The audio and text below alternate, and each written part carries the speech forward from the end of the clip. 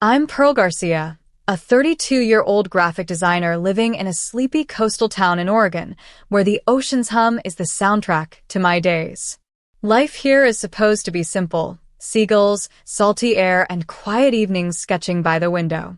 I moved here from Seattle a few years back, craving a break from the city's chaos and the weight of my childhood, where my parents' constant critiques made me feel like I could never measure up. Art became my escape, a way to prove I was enough. When I met Ronald Campbell, my high school sweetheart, I thought I'd finally found someone who saw me for me. His easy smile and quiet kindness felt like home, and when we got married, I believed we were building something unbreakable. Not long after our wedding, I got the news that changed everything. I was pregnant. One morning, as I stared at the positive test in our tiny bathroom, my heart raced with a mix of joy and fear. Ronald was over the moon, pulling me into a hug so tight I could feel his heartbeat. "Pearl, we're gonna be parents," he whispered, his voice thick with emotion. We spent that evening dreaming about our baby. Would they have his hazel eyes or my stubborn streak? It was our little secret, a bubble of happiness we wanted to protect. Ronald, always the cautious one, suggested we wait until after the first trimester to share the news. I agreed, but keeping it inside felt like trying to hold back the tide. Ronald's family, though, was a different story. His mom, Helen, is a retired schoolteacher who runs her household like a classroom, every detail scrutinized. Growing up, she controlled Ronald's choices, his clothes, his hobbies, even his friends, leaving him hesitant to push back. Helen's warm smile hides a sharp edge, and from the moment I met her, I felt like I was being graded. Ronald's sister, Lauren, a yoga instructor with a chip on her shoulder, treats me like I stole something from her. I think it's because Ronald and I are so close, and she's always felt like the odd one out in their family. His brother, Ryan, a mechanic, keeps his distance, probably burned out from years of Helen's drama. Their dad, Brian, a fisherman, just stays quiet, his eyes fixed on the horizon like he's avoiding the storm at home. Family gatherings are like walking through a minefield. One afternoon, as we got ready for a barbecue at their house, Helen called to remind me to dress appropriately for the occasion. I rolled my eyes, tugging at my sundress in the mirror. "It's just a barbecue," I muttered to Ronald, who was fussing with his hair. He gave me a small smile, but didn't say much. That's Ronald, sweet but allergic to conflict. When we arrived, Helen zeroed in on a tiny stain on my skirt. "Pearl, dear, didn't you notice that spot?" she said, her voice dripping with concern that wasn't really concern. I forced a smile, my cheeks burning. "I'll be more careful next time," I said, swallowing the urge to snap back. Lauren chimed in, "Oh, don't worry, Pearl.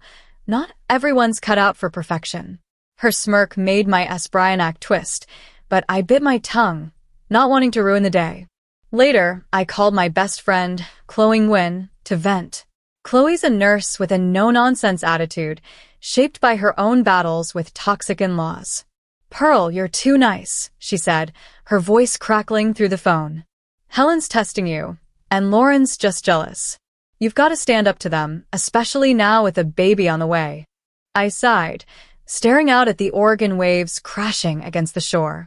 "I know, but Ronald hates drama, and I don't want to make things worse."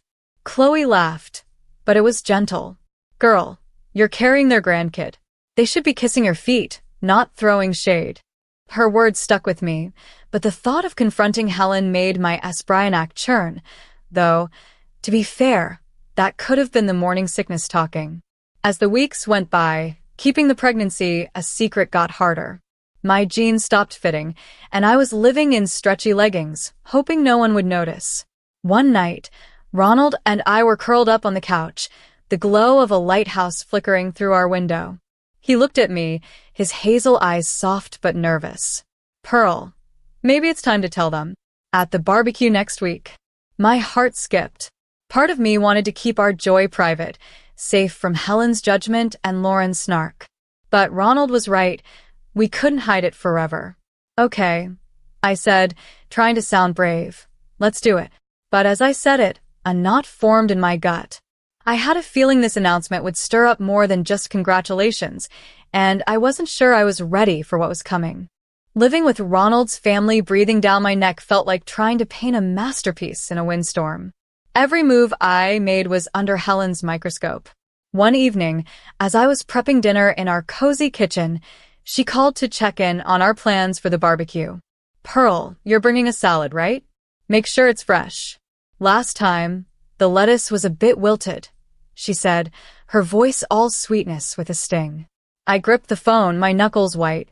"Got it, Helen," I replied, keeping my tone even. Ronald overheard and gave me a sympathetic look, but didn't say a word. I wished he'd step in, just once, to tell his mom to ease up, but that wasn't his style. He'd grown up tiptoeing around her, and old habits die hard.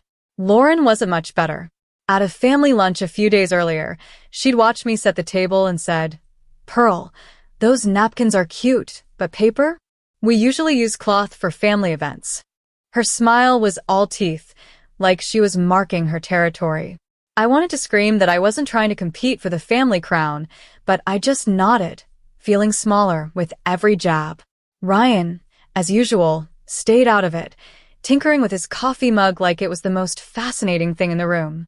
Brian, Ronald's dad, gave me a quick nod, his way of acknowledging my existence without getting involved. I felt like an outsider in a family I was supposed to belong to. That night, I called Chloe again, pacing our living room with the phone pressed to my ear. The ocean roared outside, matching the storm in my chest. "I can't keep doing this, Chloe," I said, my voice breaking. "Helen acts like I'm failing some test, and Lauren's waiting for me to trip up. I'm supposed to be glowing, right? That's what pregnant women do. But I just feel trapped." Chloe's voice was steady, like an anchor. "Pearl, you're not trapped. You're carrying a miracle, and they're too busy playing power games to see it. You need to draw a line, especially for your kid." Her words hit hard.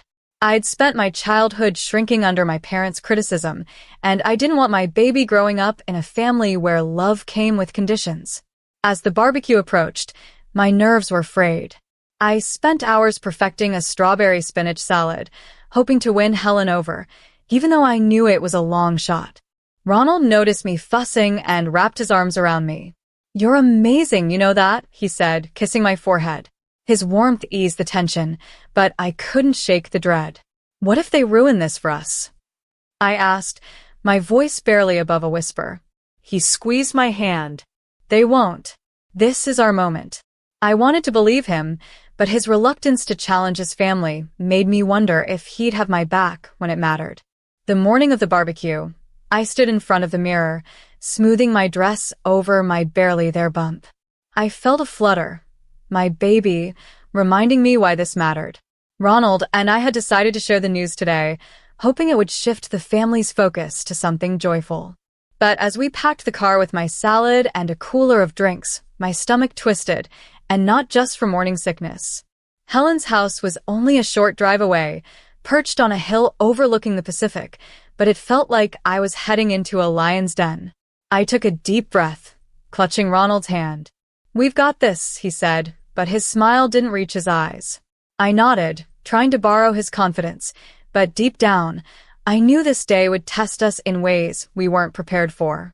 The barbecue at Helen's house smelled like charcoal and sea salt, but the air was thick with tension.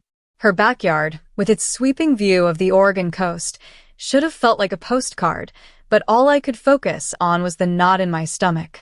I set my salad on the table, catching Helen's eye as she inspected it like a health inspector. "Looks colorful," she said, her lips pursing. "Did you rinse the strawberries properly?" I forced a smile, my fingers digging into my palms. "Twice," I said, keeping my voice light. Lauren hovered nearby, tossing her hair. "Pearl, that dress is bold. Feeling confident today." Her tone was all sugar, but her eyes were sharp. I ignored her, focusing on arranging the plates, but my heart was pounding. As we sat down to eat, Helen didn't let up. "Pearl, this chicken's a bit tough. Did you marinate it long enough?" she asked, cutting into a piece like it had personally offended her. Ronald shifted beside me, but he didn't speak up. I swallowed my frustration, managing a polite, I'll try longer next time. The table was quiet except for the clink of forks and Brian's occasional cough. Ryan stared at his plate, and I felt like I was dining with strangers instead of family. My baby kicked again, a tiny reminder of why I was here, and I clung to that spark of hope. Ronald cleared his throat, his hand finding mine under the table. "We have something to share," he said, his voice steady but nervous. My pulse raced as he looked at me, his eyes warm. "Pearl and I were having a baby." For a moment, the world stopped. Brian actually smiled, a rare crack in his stoic facade. Ryan muttered, "Nice, congrats." But Helen's face froze, her fork hovering midair. Lauren's eyes narrowed, her lips curling into something between a smirk and a scowl. Then Helen spoke, her voice cold as the ocean breeze. "A baby? Pearl, are you sure? This seems awfully convenient, with Ronald's promotion coming up." My breath caught, like I'd been slapped. "What's that supposed to mean?" I asked, my voice shaking. Helen leaned forward, her eyes locked on mine. "It's just suspicious timing. How do we know you're really pregnant?" Lauren jumped in, her voice dripping with venom. "Yeah, I remember you saying you weren't ready for kids last year. Funny how things change." I felt like the ground was crumbling beneath me. I turned to Ronald, waiting for him to shut this down, to tell them they were out of line. But he just looked confused, his mouth opening and closing like a fish out of water. "Mom, what are you talking about?" he said weakly. Helen stood, her chair scraping against the deck. "If you're pregnant, prove it. A blood test would clear things up." My jaw dropped. Prove it? This was supposed to be a celebration, not an interrogation. I looked at Ronald, my heart pleading for him to stand by me. But he hesitated, rubbing the back of his neck. Maybe it's not a bad idea, Pearl. Just to put this to rest." His words hit like a betrayal, tearing through the trust we'd built. I stood, my chair wobbling behind me. "This is insane. I'm not doing this." My voice cracked, anger and hurt colliding. I turned to leave, my eyes burning with tears, but Helen stepped in front of me, her face hard. "If you walk away, we'll know you're lying," she said, her voice like a blade. "Get out of my way," I snapped, my hands shaking. Then it happened, so fast, yet like time slowed down. Helen's hand shot out, shoving me hard. I stumbled backward, my foot catching the edge of the deck. I reached for something, anything, but my hands grasped air. Ryan lunged toward me, his face panicked, but he was too late. I fell, the world spinning as I hit the ground below, pain exploding through me before everything went black. When I came to, I was in a hospital bed, the sterile smell, and beeping monitors pulling me back. My first thought was my baby. Was she okay? Tears stung my eyes as I clutched my stomach, fear choking me. A doctor appeared, her voice calm. "Ms. Garcia, you're stable and your baby's fine." Relief flooded me, but it was fleeting. The memory of Helen's shove, Lauren's smirk, and Ronald's silence crashed over me like a wave. I felt more alone than ever, betrayed by the people who were supposed to be my family. As I lay there, one question burned. Could I ever trust Ronald again? The hospital room felt like a cage, the beeping monitors a constant reminder of how close I'd come to losing everything. My baby was safe, but the sting of Ronald's betrayal cut deeper than the bruises on my body. He stood by my bed, his face pale, his eyes pleading. "Pearl, I'm so sorry," he said, his voice barely above a whisper. I didn't know it would go this far. I turned away, my heart heavy. His words felt empty, like a breeze that couldn't move the storm inside me. How could he stand there, apologizing, after letting his mother question my truth? After standing by while she pushed me? Before I could respond, Chloe burst through the door, her nurse's scrubs wrinkled from a long shift. "Pearl, oh my God, are you okay?" she said, her eyes scanning me before turning to Ronald, blazing with anger. "And you, what the hell? How could you let this happen?" Ronald stammered, It wasn't," but Chloe cut him off. "Save it," she snapped, her voice like a whip. She turned to me, her expression softening. "I'm here, Pearl. Whatever you need." Ronald mumbled something about needing air and slipped out, leaving me with Chloe, who sat beside me, her hand warm on mine. I poured out everything: the accusations, Helen's shove, Ronald's hesitation. Chloe's face darkened with every word, her jaw tight. As we talked, we heard voices in the hallway. Helen's sharp tone carried through the door. "We just need to convince Ronald it was an accident. Pearl's always been dramatic. She probably tripped." Lauren's voice chimed in, smug. "Yeah, and that pregnancy? Bet she's faking it to keep him." My blood ran cold, but Chloe's eyes lit up. Without a word, she pulled out her phone and hit record, capturing every damning word. As their voices faded, she looked at me, her expression fierce. "They're not getting away with this." That moment flipped a switch in me. I'd spent too long trying to please Helen, to fit into Ronald's family, to shrink myself to avoid conflict. "No more. Chloe, I'm done," I said, my voice steady despite the tears. "I'm leaving Ronald. I have to protect my baby." Her eyes softened, but she nodded. "I've got your back. Let's make sure they pay for this." Over the next few hours, we built a plan. Chloe talked to a nurse she knew, who provided copies of my medical records, showing my pregnancy and injuries consistent with a push.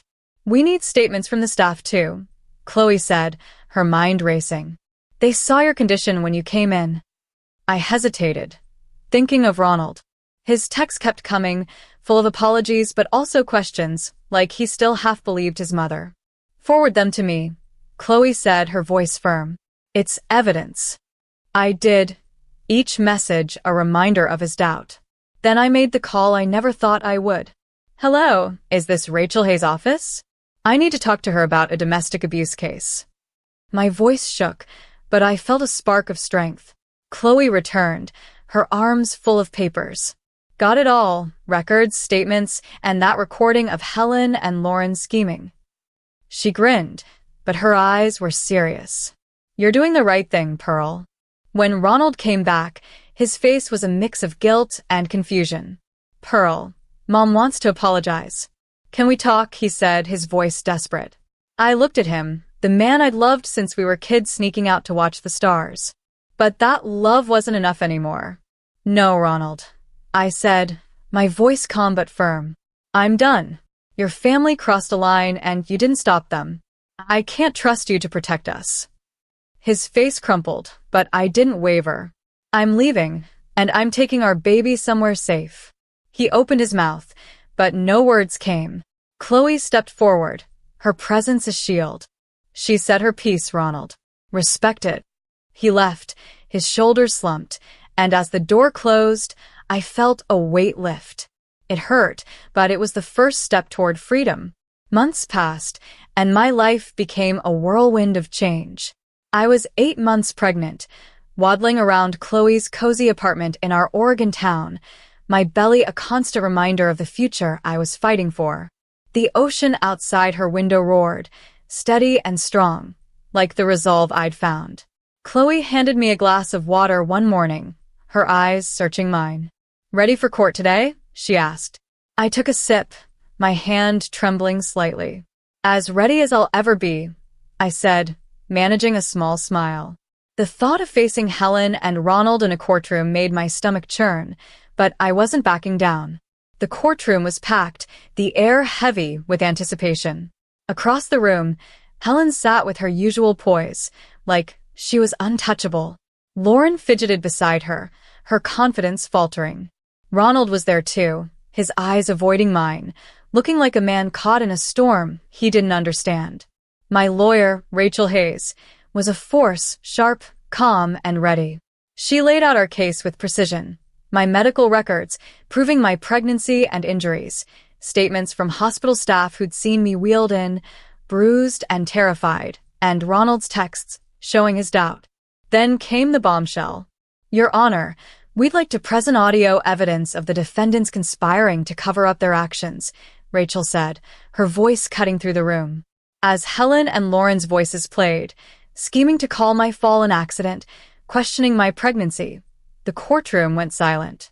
Helen's face drained of color, her composure cracking. Lauren looked like she wanted to disappear. Ronald's head snapped up, his eyes wide with shock. I didn't look at him. I couldn't. My focus was on the judge, whose expression hardened as he listened. Mrs. Campbell, he said to Helen, his voice like steel, you pushed your daughter-in-law off a deck, endangering her and her unborn child. How do you plead? Helen stammered. It was an accident. The judge cut her off. Save it for your lawyer.